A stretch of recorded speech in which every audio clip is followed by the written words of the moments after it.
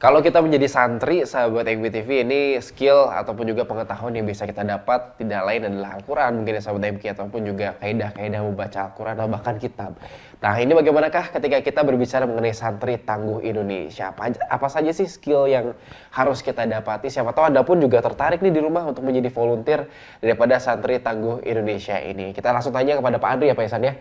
Ini sebagai salah satu santri tangguh Indonesia yang fenomenal mungkin ya di Darut Tauhid ya Pak Ihsan ya. Ini bagaimana Pak Andri nih, skill apa saja sih yang perlu kita pelajari dan dapatkan gitu sebelum menjadi santri tangguh ini? Ya, memang sih ada kemampuan dasar, ada kemampuan lanjutan. Kalau kemampuan dasar tentu saja adalah nilai-nilai ketauhidan itu pasti ada, nilai-nilai kedetian, kedarut tauhidan itu pasti harus dimiliki gitu. Terus juga ada nilai-nilai nanti pada saat di bencana, pada saat kita menangani ke lokasi bencana memang harus punya skill dan kemampuan. Salah satunya adalah dia punya kemampuan untuk melakukan kaji cepat yang tadi itu. Kaji cepat, asesmen yang simple, ada yang mendalamnya kayak gitu, seperti itu. Dan yang kedua adalah minimal dia bisa berenang. Bisa berenang gitu ya. Gaya apapun ya. Ya, pokoknya minimal bisa berenang gitu. Minimal bisa berenang karena juga tidak pasti kalau lokasi bencana kalau tidak banjir, gempa gitu ya. Dan sekarang juga sedang musim banjir, ya minimal bisa renang. Makanya di pelatihan kita juga lengkapi dengan ada pelatihan water rescue. Terus minimal juga bisa kemampuan tali temali. Terus di kita juga kalau misalnya tali temali kita fokus ada di pelatihannya adalah VR, vertical rescue. Itu ada bagaimana untuk minimal adalah simpul dasar lah gitu. Bukan hanya simpul mati gitu ya, tapi minimal ada simpul panggal, simpul jangkar, minimal buat bisa, minimalnya dia bisa bikin tanduk gitu ya, bisa bikin tanduk. Terus juga ada program atau kemampuan psikososial, seperti yang tadi Kang Ihsan sampaikan bahwa memang untuk mendekat dan lebih dekat lagi ke warga itu tidak serta-merta misalkan harus kayak trauma healing, enggak gitu. Dengan kita ngobrol aja gitu ya, dengan ngobrol bagaimana kabar, bagaimana kabarnya disehatkan, dikuatkan, ini juga bagian dari kehadiran kita dan juga itu bagian dari psikososial gitu. Jadi trauma healing itu tidak selalu semerta-merta misalkan hipnosis, main gitar, nyanyi, enggak gitu. Tapi perlu ada memang keilmuan secara teorinya harus ada gitu, harus dapat gitu. Minimal seperti ngobrol, interaksi, bagaimana interaksi dengan warga seperti apa kayak gitu. Dan juga kemampuan-kemampuan lain, memang kemampuan-kemampuan ini akan terasah apabila kita sering terjun ke bencana atau terjun ke lapangan. Bahkan ada yang mengatakan bahwa pendidikan di kelas itu tidak bisa menjamin dia pada saat terjun ke bencana dia jadi expert. Enggak gitu. Enggak, bahkan ada dulu waktu bencana Aceh, itu tsunami Aceh, dia seorang rescuer asli dengan peralatan yang luar biasa gitu ya. Pada saat dia turun dari Hercules, langsung bau mayat itu langsung dia muntah-muntah, langsung dia trauma, nggak mau, saya pengen pulang. Itu seorang relawan itu, yang baru mengenal bahwa Medan itu baru pertama kali turun Medan itu langsung ke bencana. Jadi teori sebelumnya ya? Iya, teori dulu gitu. Tapi memang kemampuan teori juga diperlukan gitu. Seperti itu, Kang. Baik, Masya Allah itu dia ya Pak Andri ya. Jadi tidak hanya teori yang harus kita pelajari dari santri tangguh ini, tapi juga berbicara mengenai praktek Pak Ihsan ya. Masya Allah. Lalu kisaran berapa lama nih Pak Andri bisa sitel gitu ya, sitel tuh sudah bisa mungkin beradaptasi dengan yang namanya fenomena di lapangan begitu Pak Andri? Biasanya kalau kita ada pelatihan dasar, kalau saat guna ini kita akan ada pelatihan dasar minimal itu 5 hari, maksimalnya sampai 2 minggu. Untuk bagaimana dia bisa menguasai secara teknik dulu. Gitu. Teknik bagaimana nanti, karena di 2 minggu atau 5 hari ini juga tidak hanya pelajaran di kelas, di kelasnya paling kita maksimal 1 hari. Kita di luaran semuanya gitu. Dia di lapangan, dia dimasukin ke hutan, dia bagaimana bisa survive di sana.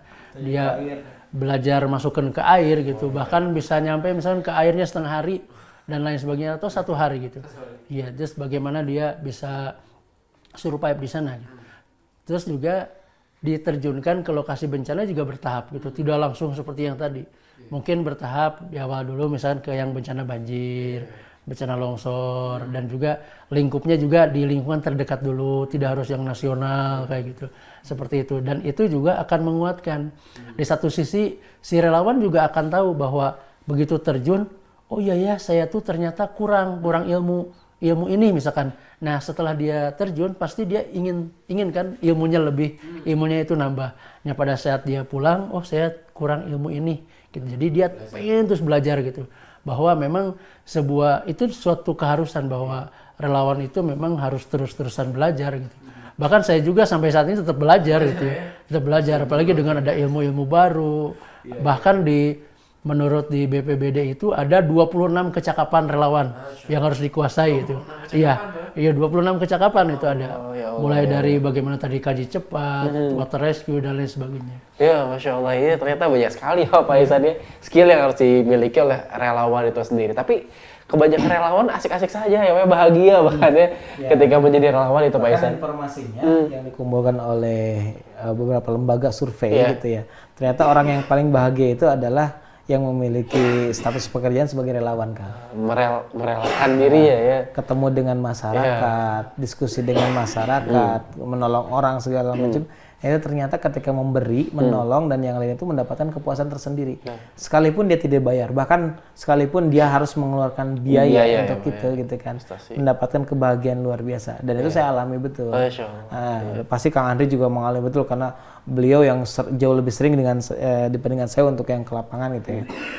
Tapi memang pembelajaran untuk menjadi relawan itu sendiri dengan tadi beberapa kalian spesifik itu memang harus dikuatkan. Saya sempat mengikuti beberapa pelatihan dasarnya gitu kan. Di air harus terjun di danau, pelatihannya itu kurang lebih 200 meter bolak-balik, harus renang 200 meter ya. Dengan kedalaman air di angka sekitar 15 sampai 20 meter kedalamannya. Ya Allah, 20 meter Pak. Bolak-balik gitu ya. Iya. Nah, kemudian juga bermalam di hutan gitu kan dengan perlengkapan sederhana. Kemudian ya pelatihan ala militer gitu ya. Itu yang saya pikir masih sederhana, yang masih sangat dasar. Nah, apalagi kalau misalnya di lapangannya ketemu dengan mayat segala macam, butuh mentalitas luar biasa gitu.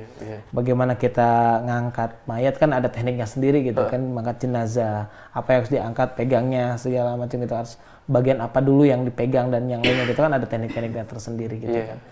Jadi ya emang luar biasa. Nah, makanya insya Allah ini kita sedang mengkaji. Insya Allah kalau tidak luput di awal Maret ya atau di pertengahan Maret kita akan mencoba membuat sebuah pendidikan untuk para volunteer ini. Kita ingin mengundang para relawan-relawan atau yang orang yang berkenan untuk jadi relawan Satguna ini di daerah Jabodetabek. Karena Jabodetabek kita kaji hampir setiap tahun, di awal tahun dan di akhir tahun pasti ada potensi bencana khususnya banjir ya yang lumayan menyita perhatian. Nah, kemudian nanti bergerak ke Jawa Barat dengan segala potensi. Jawa Barat juga cukup banyak titik-titik potensi rawan bencana.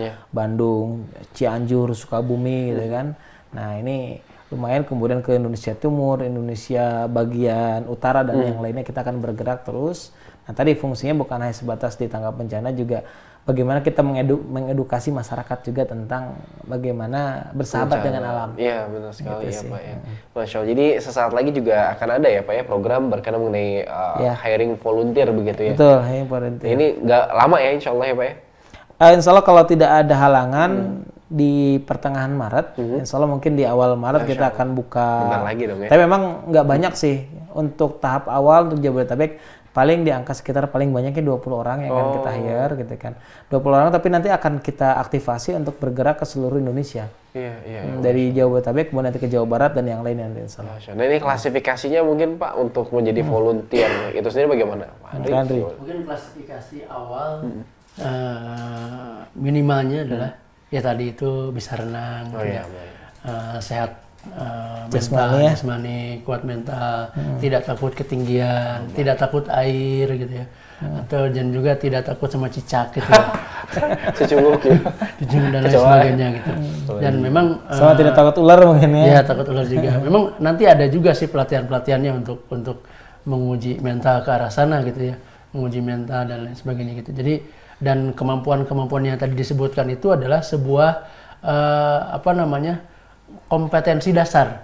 Kompetensi dasar bagaimana si relawan ini bisa bertahan di lokasi di mana orang lain itu meninggalkan tempat bencana, kita mah hadir Iya, gitu ya. benar. Kan aneh gitu. Relawan itu orang paling aneh gitu. Orang lain mah Menik- pada bencana tuh lari, Menjauh ya. menjauh kita mendekat. Mendekat ya. Ya, bagaimana dia bisa mengelola rasa takut, mengelola rasa ketakutan itu luar biasa gitu. Saya juga merasakan takut sebenarnya gitu ya. Tapi bagaimana si rasa takut ini saya manage dengan baik supaya bisa tetap sadar, supaya bisa tetap bagaimana saya fokus kepada tujuan awal bahwa misalkan ke sana dalam menolong ya kita menolong gitu.